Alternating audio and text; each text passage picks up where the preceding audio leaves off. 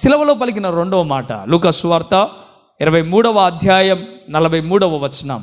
లూకా సువార్త 23వ అధ్యాయం 43వ వచనం. అందుకు ఆయన వారితో, నేడు నీవు నాతో కూడా పరదేశంలో ఉందువని నిశ్చయముగా నీతో చెప్పుచున్నాను. ఈ మాట ఎవరితో పలుకుతున్నాడు? దేవుడు దొంగతో పలుకుతున్నాడు. అంతకంటే పైన మనం చూద్దామా? 39వ వర్షం దగ్గర నుండి మనం చూడగలిగితే ఇంకా బాగా మనకు అర్థమవుతుంది. వేలాడవేయబడిన ఆ నేరస్తుల్లో ఒకడు ఆయనను దూషించుచు, నీవు క్రీస్తువు కదా, నిన్ను నీవు రక్షించుకొనుము, మమ్మల్ని కూడా రక్షించమని చెప్పాను. అయితే రెండవ వాడు వానిని గద్దించి, నీవు అదే శిక్షా విధిలో ఉన్నావు కనుక దేవునికి భయపడవా? మనకైతే ఇది న్యాయమే, మనము చేసిన వాటికి తగిన ఫలము పొందుచున్నాము, కానీ ఈయన ఏ తప్పిదము చేయలేదని చెప్పి ఆయనను చూసి అంటున్న మాట ఏమంటున్నాడయ్యా అంటే, యేసు, నీవు నీ రాజ్యంలోనికి వచ్చినప్పుడు నన్ను జ్ఞాపకము చేసుకొనమనేను.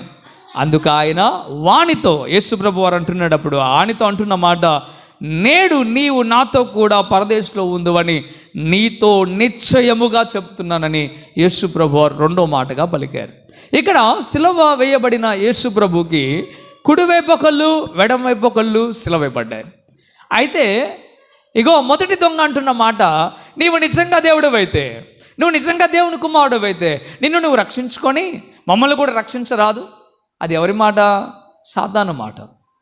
యేసు ప్రభు వచ్చిందే శిలువ మరణం పొందడానికి, యేసు ప్రభు వచ్చిందే రక్తము కార్చడానికి, యేసు ప్రభు వచ్చిందే మరణించడానికి, తిరిగి లేవడానికి.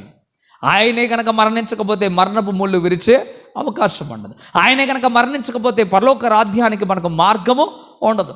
అందుకే యేసు ప్రభు వారు శిలువ మరణానికి అప్పచెప్పుకున్నాడు తనను తానే. ఫిలిప్పీలకు రాసిన పత్రిక 2:6 మనం చూస్తాం కదా, తనను తానే అర్పించుకున్నాడు. దేవునితో సమానంగా ఉండుట విడిచిపెట్టకూడదని భాగ్యమని ఎంచుకొనక ఆయన దాసుని స్వరూపము ధరించి మానవునిగా పుట్టి తనను తానే రిక్తునిగా, తనను తానే ఎవరో కాదు ఆయన అప్పచెప్పుకున్నాడు. అందుకే ఈ మాట సాతానుగాడు చెప్తున్న మాట ఏంటయ్యా అంటే, నిన్ను కాపాడుకోవచ్చుగా, మమ్మల్ని కాపాడవచ్చుగా. సాతానుగాడు ప్రేరేపిస్తున్న మాట.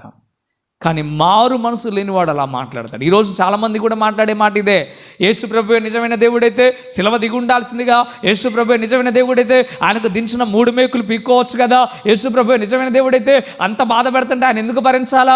దేవుడు ఏమైనా, మా దేవుడైతే డుషుం చేశాడు, మా దేవుడైతే అది చేశాడు, ఇది చేశాడు, పిచ్చోడు మాట్లాడినట్టు మాట్లాడతారు చాలామంది. యేసు ప్రభు ఎందుకు వచ్చాడో నీకు తెలుసా? డుషుం చేయడానికి రాలే. ఆయన శత్రువుని సైతం ప్రేమించమని చెప్పిన గొప్ప మహనీయుడు ఆయన డుషుము చేయడానికి రాలే. ఎందుకు వచ్చాడు? ఆయన సకల మానవాళిని ఆయన పాపం నుండి విడిపించడానికి, ఆయన పవిత్ర రక్తము కార్చడానికి వచ్చాడు. ఈ మొదటి దొంగ అంటున్న మాట, నీవే దేవుడవైతే, నీవే అదైతే నిన్ను రక్షించుకొని మమ్మల్ని రక్షించరాదు. పక్కనున్న ఇంకొక దొంగ అంటున్నాడు, ఏమంటున్నాడో తెలుసా? రెండో వ్యక్తి అంటున్న మాట ఏంటో తెలుసా? రే, నువ్వు అదే శిక్షా విధిలో ఉన్నావు కదరా, భయపడవా దేవునికి? ఇంతకుముందు వీడు దొంగే, కానీ ఇప్పుడు వాడు మారిన దొంగ, మారిన వ్యక్తి. ఎందుకయ్యా ఎలా మారిపోయాడు? అప్పటిదాకా దొంగతనాలు చేశాడుగా, అప్పటిదాకా ఎన్నో భయంకరమైన హత్యలు చేశాడు కదా, ఎలా మారిపోయాడు? యేసు ప్రభు వారు మొట్టమొదటి మాట పలికినప్పుడే ఆయనకు అర్థమైపోయింది. ఇంకో మాట చెప్పనా? కొంతమంది హేళన చేస్తూ, కొంతమంది దేవుని అవమానపరుస్తూ కొన్ని వీడియోలు చేస్తున్నారు ఇది నాన్న. కొంతమంది హేళన చేస్తూ యేసు ప్రభుని అవమానపరుస్తూ లేనిపోని వాడిని కల్పించి కొంతమందికి ప్రచారం చేస్తున్నారు ఇది నాన్న. ఆ దినాన కూడా అదే జరిగింది. హేళనతో యేసు ప్రభు వారిని ఎక్కిరిస్తూ ఆయన శిలువ మీద ఒక బోర్డు పెట్టారు, ఈయన యూదుల రాజట అని కదా. అది ఎవరు చూశారయ్యా అంటే ఈ దొంగ చూశాడు. ఈయన నిజంగానే రాజే అని ఈయన గ్రహింపులోకి వచ్చాడు. వాళ్ళు ఎగతాళిగా పెట్టినా ఇతనికి ఏ గ్రహింపు కలిగింది? ఈయన నిజమైన గ్రహింపు. ఒకసారి మనం అది నిజమా అబద్ధం అని తెలుసుకోవడానికి పరిశీలన చేస్తే అర్థమైపోద్ది. యేసే పలికిన మొట్టమొదటి మాటలోనే ఆయనకు అర్థమైపోయింది, ఈయన లాంటి వాడు మరొకడు లేడు, ఈయన ద్వారానే నేను పరలోక రాజ్యం చేరతాను. అందుకే అంటున్నాడు ఆయన, తండ్రి వీరేమి చేస్తున్నారు వీరు ఎరగరగన. ఇంత హింసించే వారిని కూడా క్షమిస్తాడా? నిజంగా ఈయన లాంటి వాడు మనకు లేడు, ఆయనే యూదుల రాజు అని గ్రహించాడు. హల్లెలూయా. అందుకు ఈయన మాట్లాడుతున్నమాట, రే అదే శిక్షా విధిలో ఉన్నావు, నువ్వు భయపడవా? అందుకే చెప్తున్నా చూడండి, ఆ మాట చదువుదామా? ఏమంటున్నాడు చూడండి. అయితే రెండవ వాడు వాణిని గద్దిస్తూ అంటున్నమాట, ఏమంటున్నాడు? నీవు అదే శిక్షా విధిలో ఉన్నావు గనక దేవునికి భయపడవా? ఇప్పుడు చెప్పండి, ఎలా పడితే అలా మాట్లాడేవాడు దేవునికి భయపడేవాడా, భయపడినవాడా? దేవునికి భయపడినవాడు. దేవునికి భయపడేవాడు గద్దిస్తున్నాడు, అరే అదే శిక్షా విధిలో ఉన్నావు, నువ్వు దేవునికి భయపడవా?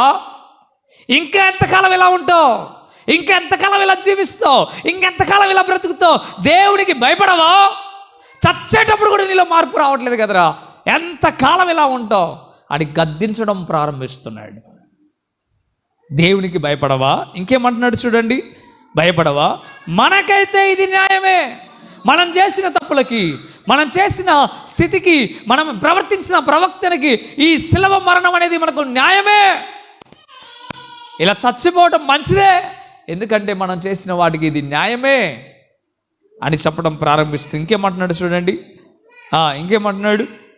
న్యాయమే, మనము చేసిన వాటికి తగిన ఫలము పొందుతున్నాము కానీ, తగిన ఫలం పొందుతున్నాం కానీ ఈయనైతే, యేసు ప్రభు వారైతే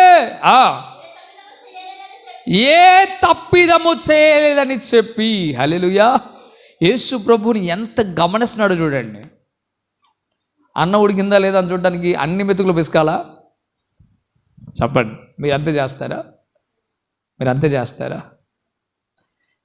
యేసయ్యతో గడపకపోయినా, మీలాగా ప్రార్థనలకు రాకపోయినా, వారం కూర్చోకపోయినా, ఈయన గ్రహించిన విషయం ఏంటో తెలుసా? ఆయన నోటి మాట, ఆయన ప్రవక్తన ద్వారా, ఆయన ఆలోచన విధానము ద్వారా యేసు ప్రభు ఆ కొద్దిసేపట్లో చూసిన ఆ స్థితిని బట్టి ఈయన డిసైడ్ అయిపోయాడు, ఈయనలో ఏ తప్పిదమో లేదు.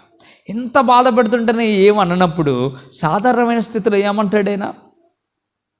ఇంత ఇబ్బందిలో ఉన్నప్పుడే క్షమించే దేవుడు ఇక మిగతా టైంలో క్షమించకుండా ఎలా ఉన్నాడు? క్షమించేవాడే కదా. ఈయన గ్రహింపులోనికి వచ్చి అంటున్నాడు, ఈయనలో ఏ తప్పిదము లేదు. మీరు గ్రహించారా? ఇంతకు మిమ్మల్ని అడుగుతున్నా, యేసయ్యలో ఏమైనా తప్పిదాలు ఉన్నాయనుకుంటే వదిలేయండి, యేసయ్యనే నమ్మకండి. నమ్మమని ఎవడు బలవంతం చేయట్లే. నేను యేసయ్యలో ఏమైనా తప్పిదం ఉంటే దేవుని సన్నిధి నుండి వెళ్ళిపో. యేసయ్యలో ఏదైనా తప్పిదం ఉందా లేదా అని ఒకసారి పరిశీలన పెట్టి చూడు. చాలామంది అది చేయరు. ఎవడో చెప్పిన మాటలు, ఎక్కడెక్కడో మాటలు నమ్ముతారు. ఇలాగే ఒక వ్యక్తి కూడా ఇలాగే చేశాడు. యేసు ప్రభు గురించి సువార్త చేయడానికి వస్తే తెలుగు తర్జుమా చేయడానికి ఒక వ్యక్తి కావాల్సి వచ్చింది, తెలుగు ట్రాన్స్లేషన్ చేయడానికి. అయితే ఒక కుర్రోడు బాగా చదువుకున్న వ్యక్తి, ఆయన ఆ ప్రాంతంలో, ఆ వ్యక్తి దగ్గర కలిసి ఆయనతో చెప్పిన మాట ఏంటంటే, ఇదిగో మేము ఇంగ్లీష్లో ట్రాన్స్లేషన్ చేస్తుంటే ఇంగ్లీష్లో చెప్తాం, మీరు తెలుగులో మీ ప్రజలకు చెప్పాలి అన్నప్పుడు ఆ వ్యక్తి సరే నేను చెప్తానని అన్నాడు. కానీ ఈయనకు ఒక ఆలోచన ఉంది. ఈయన ఎవరంటే ఒక బ్రాహ్మణుడు. ఈయన ఎవరంటే ఎలాంటి వాడంటే, ఈయన నిష్టము పూజలు చేస్తూ యేసు ప్రభు పరాయి దేవుడిని నమ్మే వ్యక్తి. అలాంటి వ్యక్తి ఈ బైబిల్లో అసలు ఏముంది, కొత్త నిబంధన పుస్తకం ఇచ్చారట ఆయనకి. యేసు ప్రభు జీవిత చరిత్ర ఇగో మత్తయి సువార్త, మార్కు సువార్త, లూకా సువార్త, యోహాను సువార్తలో ఉంది.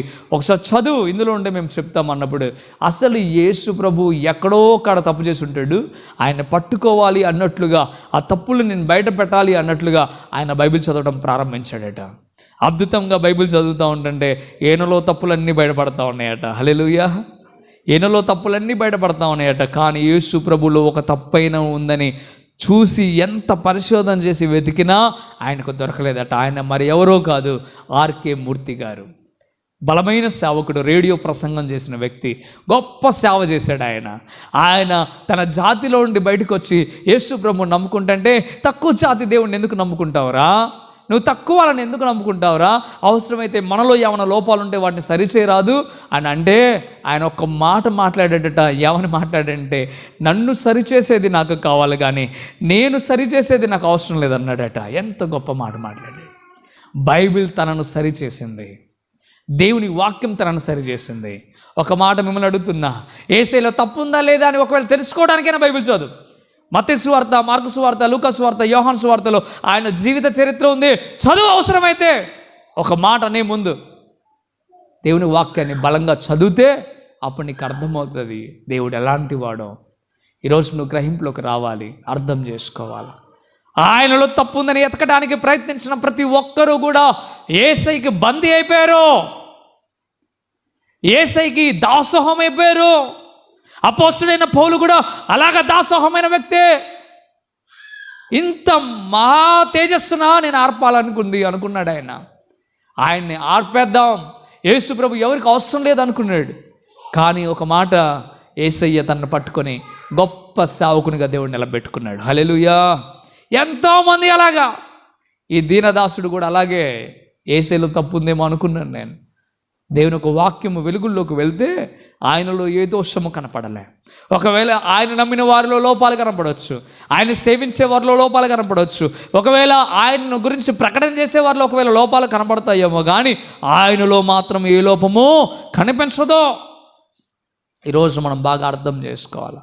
అందుకే ఈ వ్యక్తి చూడగానే ఏం చేశాడట, ఈయనలో ఏ తప్పిదమో లేదు అని గ్రహించాడు. అందుకు అంటున్నమాట, అయ్యా నీ రాజ్యంలో నన్ను జ్ఞాపకం చేసుకుంటావా? నన్ను భూమి మీద బతికించు అని అడగట్లేనా? నీ రాజ్యంలో నన్ను జ్ఞాపకం చేసుకుంటావా? మీరు భూమి మీద ఉన్న వాటన్నిటి కోసం అడుగుతారు, యేసయ్యా నాకు అది ఇవ్వవా, ఇది ఇవ్వవా, ఇల్లు ఇవ్వవా, అంతస్తు ఇవ్వవా, ఆస్తి ఇవ్వవా, ఆరోగ్యం ఇవ్వరా, బలం ఇవ్వరా, పిల్లలు ఇవ్వరా, అది ఇవ్వరా, ఇది ఇవ్వరా. కానీ ఈయన అడిగింది అది కాదు. ఆ వ్యక్తి ఏమో భూమి మీద నన్ను బతికించమని అడుగుతున్నాడు మొదటివాడు. రెండోవాడు అడుగుతున్న మాట ఏంటిదంటే, భూమి మీద కాదయ్యా నీ రాజ్యంలో నేను బతకాలా. ఆమేన్. చాలామంది ఆశ ఏంటంటే భూ సంబంధమైన ఆశ, కానీ ఈ వ్యక్తిది పర సంబంధమైన ఆశ. హల్లెలూయా. పర సంబంధమైన ఆశ. నేను పరలోకంలో బ్రతికుంటే చాలు, నేను పరలోకంలో దేవుడితో పాటు ఉంటే చాలు. ఈ రోజున క్రైస్తవులారా, భూమి మీద ఉన్న ప్రతి ఒక్క మనుషులారా, భూమి మీద గురించి నువ్వు ఆలోచన చేస్తున్నావు కాదు, పరలోకంలో నువ్వు బ్రతకాలి, పరలోకంలో నువ్వు చేరాలా, ఆయనతో పాటు యుగ యుగములు జీవించాలా, ఆశ నీకు ఉండాలా. ఈ దొంగగా మారిన వ్యక్తి, ఈ మారు మనసు పొందిన ఈ వ్యక్తి అంటున్న మాట ఏంటయ్యా అంటే, నీ రాజ్యంలో నన్ను జ్ఞాపకం చేసుకుంటావా? ఈ మాట విన్న మరుక్షణమే యేసు ప్రభు వారు అంటున్న మాట, నువ్వు మందిరానికి రాలేగా, నువ్వు వాక్యం వినలేగా, నువ్వు బాప్తిసం పొందలేగా, నువ్వు అది చేయలేగా, ఇది చేయలేగా అనలే. ఏమన్నాడో తెలుసా? నేడు నీవు నాతో కూడా పరదేశంలో ఉందువుగాక అన్నాడు ఆయన. హల్లెలూయా. నిశ్చయముగా చెప్తున్నా, నువ్వు నాతో పాటు పరదేశంలో ఉంటావు. ఒక ప్రశ్న, బాప్తిసం పొంది మందిరానికి వచ్చి దేవుడికి దశంభాగాలు ఇస్తూ ఒకవేళ మారు మనసు లేకుండా మనం చచ్చిపోతే పరలోక రాజ్యం చేరతామా? ఒక మాట చెప్పనా, ఇవన్నీ లేకపోయినా మారు మనసు నీకుంటే ఖచ్చితంగా పరలోక రాజ్యం చేరతాం. చాలామంది ఒకవేళ దొంగలాగా నేను కూడా ఆ క్షణం మారదాలనుకుంటున్నామేమో, ఆ క్షణమే మారిపోదాం అనుకుంటున్నామేమో. ఏమో ఏ క్షణం చచ్చిపోతావు నీకు అని తెలుసా? గంట గ్యారంటీ ఉందా?